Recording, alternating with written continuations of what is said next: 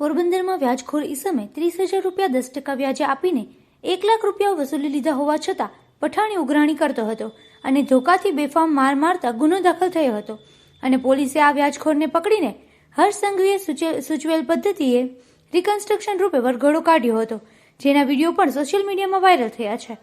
પોરબંદરના બોખીરામાં રહેતા જયેશ બડેજાને પગના ગોળાના ઓપરેશન માટે 30,000 રૂપિયા 10% વ્યાજે આપનારા અને 1 લાખ રૂપિયા પડાવનારા હિતેશ ઉર્ફે ધોબી નરોત્તમ ગોહિલ નામના આ ઈસમને પોલીસે દોરડા વડે બાંધીને 2 હાથ જોડાવી શહેરના અલગ અલગ વિસ્તારોમાં રિકન્સ્ટ્રક્શનના ભાગરૂપે ફેરવ્યો હતો